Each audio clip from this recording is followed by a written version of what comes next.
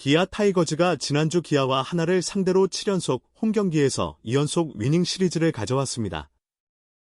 지난주 기아 타이거즈의 경기 결과는 4승 2패로 현재 2위와의 격차는 2경기 차이가 나는 상황입니다. 최근 중심 타선의 활약으로 좋은 경기력을 펼치며 2위 자리를 지키고 있습니다. 이벤트는 계속해서 진행될 예정입니다. 우리에게 도움이 되도록 좋아요와 구독 부탁드립니다. 지난주 경기에서도 김도현과 최영우, 나성범 이어지는 중심 타선이 폭발하면서 승리를 견인했습니다. 토요일 우천 취소로 인해 기아는 일요일에 2경기를 치르는 더블헤더를 진행했습니다. 더블헤더 1차전에서 3회 말 타석에 나선 김도영은 하나 선발 유현진 상대로 솔로 홈런을 기록했습니다. 이번 시즌 20번째 홈런이 터지면서 김도영은 팀 통산 11번째로 20홈런 -20도루 클럽에 가입했습니다. 뒤이어 최영우가 투런 홈런을 쳤고 후반 말에 나성범이 동점 3점 홈런을 쳐냈습니다. 하지만 이번 시즌 기아의 최대 약점으로 꼽히던 실책이 결정적인 상황에 나오면서 하나의 더블헤더 1차전을 내주고 말았습니다.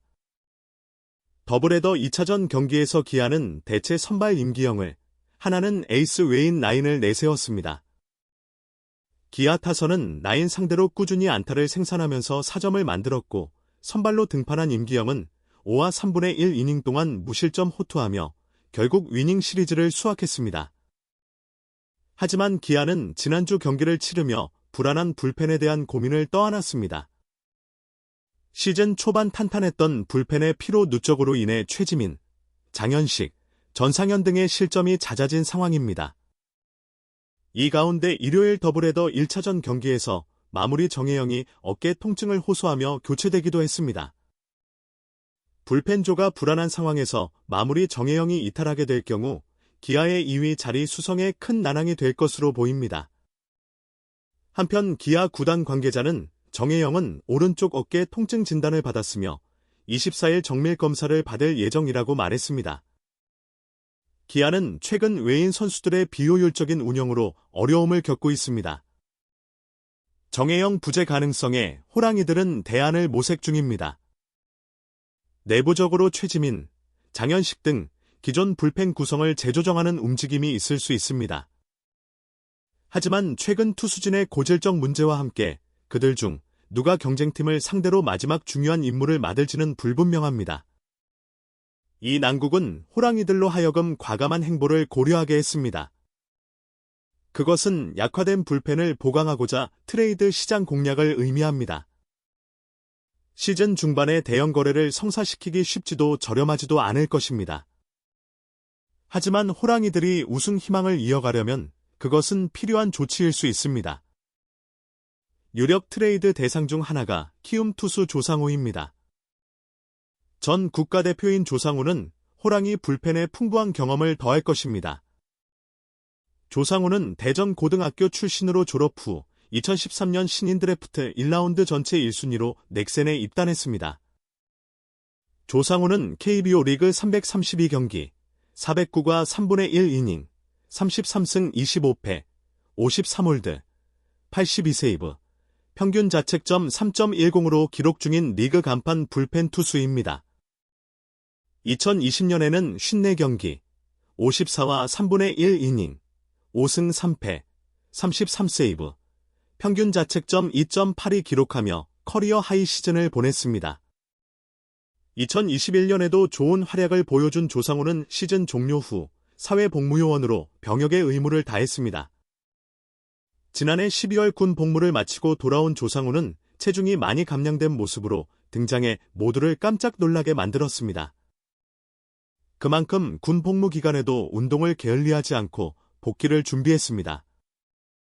최선을 다해 복귀를 준비했음에도 시즌 초반에는 군복무로 인한 공백을 절실히 느낄 수밖에 없었습니다. 4월까지는 성적이 16경기, 14와 3분의 1 이닝, 1패, 3홀드, 평균 자책점 5.14를 기록하는 데 그쳤습니다.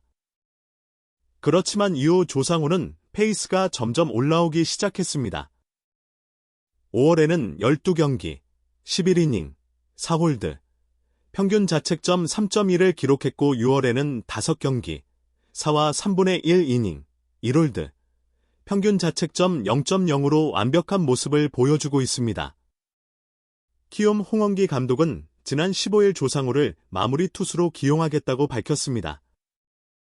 다시 마무리 투수를 맡게 된 조상우는 몸 상태나 페이스는 시즌 초반보다 많이 좋아졌다.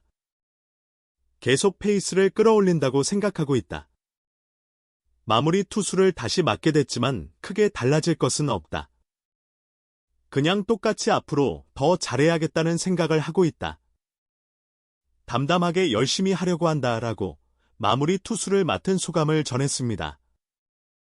등판 타이밍이 고정되어 있는 마무리 투수와 달리 조상우는 올 시즌 6회부터 8회까지 다양한 상황에서 마운드에 올랐습니다. 150km 후반대 빠른 공을 던지며 팬들을 매료시켰던 조상우는 올 시즌 최고 153km를 던지고 있습니다. 물론 느린 공은 아니지만 조상우가 이전에 던졌던 공에 비하면 조금 구속이 하락한 모습입니다. 시즌 중에도 체중은 어느 정도 유지를 하고 있다라고 밝힌 조상우는 구속도 점점 조금씩 올라오는 것 같아서 앞으로 더 좋아지지 않을까 싶다라고 자신했습니다. 구속을 크게 신경 쓰지는 않는다라고 말한 조상우는 구속보다는 이닝을 어떻게 잘 끝내는지 더 중요하다.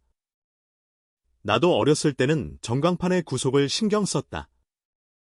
20살, 22살 때는 그랬던 것 같다. 이제는 공이 빠르다고 이닝을 잘 맞고 느리다고 못 막는 것이 아니라는 것을 깨달았다. 구속보다는 경기 운영에 더 신경을 쓰고 있다라고 강조했습니다. 하지만 그를 영입하려면 비용이 듭니다. 히어로즈는 호랑이에게 큰 자산을 요구할 것입니다. 양당 간 협상이 진행 중인 것으로 알려졌으나 합의점 도출은 쉽지 않을 수 있습니다. 일부 전문가들은 조상우 같은 투수를 얻기 위해 호랑이들은 유망주 윤도현과 1라운드 지명권으로 구성된 패키지를 제시해야 할 것이라고 봅니다. 윤도현은 이 조직의 최고 유망주 중 하나로 어떤 잠재적 거래에서도 키움의 관심사가 주요 변수로 작용할 것입니다. 단기 성과를 위해 미래의 재능을 포기하는 건 항상 위험합니다. 그러나 호랑이들은 우승 희망을 지키고자 이 모험을 감행해야 한다고 여길 수도 있습니다. 그러나 모두가 즉각적인 해결책을 위해 미래를 저당 잡힐 준비가 되어 있지 않습니다. 일부 팬들은 트레이드의 불확실성과 드래프트를 통한 육성의 중요성을 고려할 때 호랑이들이 신중해야 한다고 봅니다. 그들은 무분별한 행동이 최고의 유망주를 잃는 결과를 낳는다고 믿습니다. 상황이 아무리 절박해도 장기적 후회를 부르는 결정은 피해야 한다는 것입니다. 트레이드 시장에서의 행보와 별개로 호랑이들은 내부 자원의 활용 방안도 고민해야 합니다.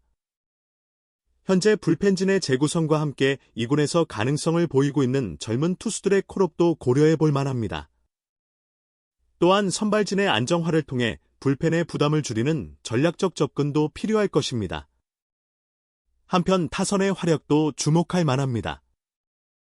김도영, 최영우, 나성범을 이어지는 중심 타선의 폭발력은 팀의 주요 무기입니다.